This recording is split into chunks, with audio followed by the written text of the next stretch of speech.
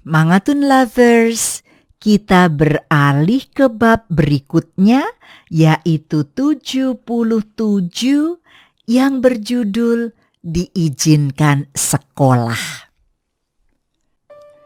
Semalaman Martin memeluk tubuh kurus Kayla dan tak memberinya kesempatan untuk menghindari dekapannya itu. Kayla menggigit bibir bawahnya, mencoba menahan amarahnya yang seakan sudah meledak-ledak seperti lahar gunung berapi yang siap memuntahkan isi perutnya. Bahkan Kayla dilarang keras mengambil boneka kesayangannya yang teronggok begitu saja di lantai. Plap!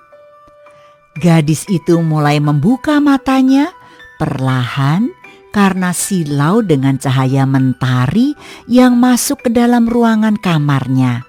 Dia memicingkan matanya mencoba menyesuaikan cahaya yang masuk ke dalam kornea matanya.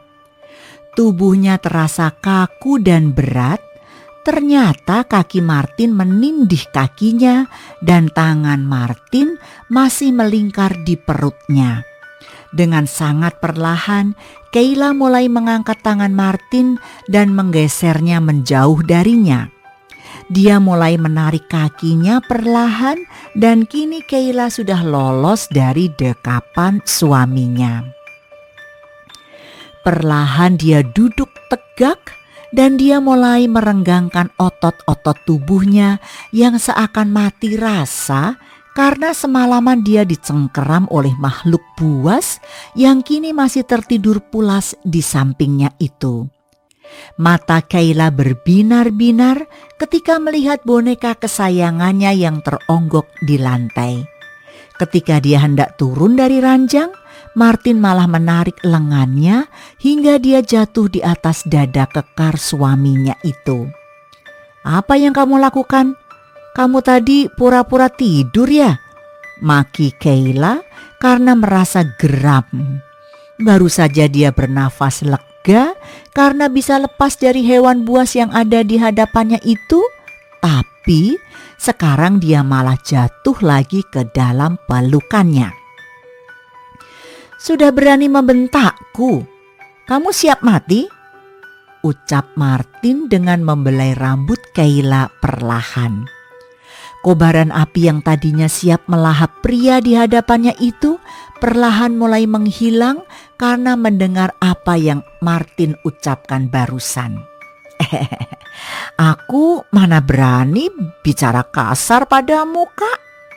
Sangat jelas terlihat jika Kayla mencoba memaksakan senyumannya, hingga senyuman itu terdengar hambar seperti masakan yang tanpa diberi penyedap rasa. "Cepat mandi, aku akan mengantarmu berangkat sekolah," ucap Martin sembari mencium lembut bibir manis istrinya. Apa yang iblis neraka itu katakan? Dia memperbolehkanku melanjutkan pendidikan.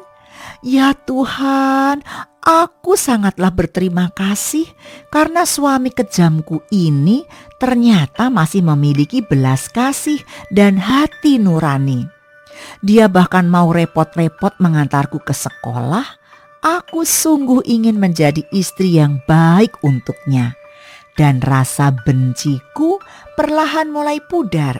Ya, aku juga berterima kasih karena semalam dia memasakkan makanan yang sangatlah lezat. Apa ini? Selain menciumku, tangannya malah aktif menggerayangi setiap lekuk tubuhku.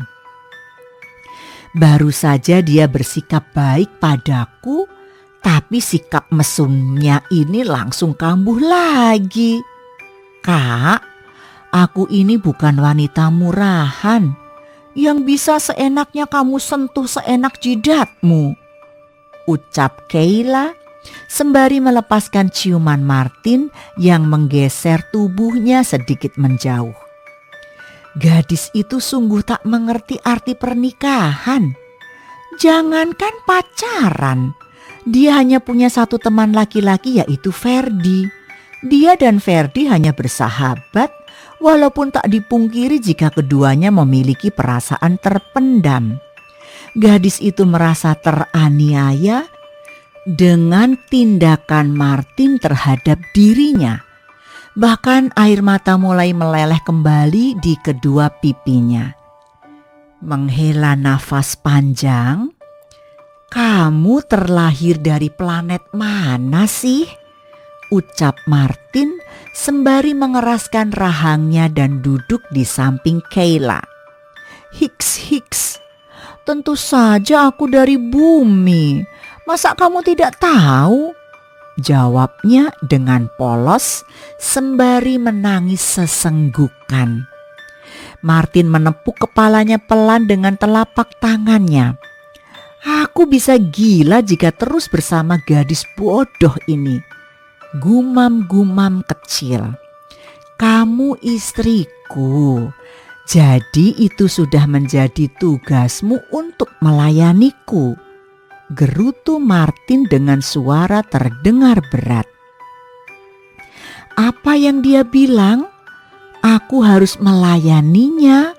Baiklah Kak, mulai sekarang aku akan belajar memasak dan aku juga akan membereskan rumah.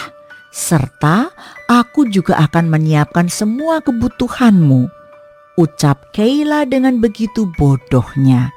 Dia masih tak mengerti apa yang dimaksud Martin.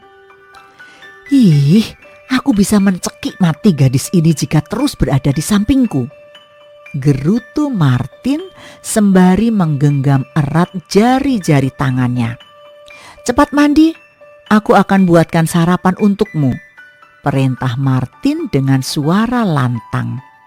"Kak, biar aku saja yang membuat sarapan pagi," ucap Kay sembari berdiri dari posisi duduknya. "Apa kamu akan memberiku makanan mentah? Dan kamu bisa saja membakar habis dapurku dalam proses memasak itu," ledek Martin sembari ikut berdiri dari posisi duduknya. "Cepat mandi, bicara lagi habis kamu." Kayla langsung mengiyakan ucapan Martin dan melangkah masuk ke dalam kamar mandi. Oke, cerita yang berikutnya akan menyambung bab ini listeners. I will be back, stay tuned, don't go away, bersambung. Kalau kamu mau dengar audiobook lebih banyak dan gratis, segera download Audiotune.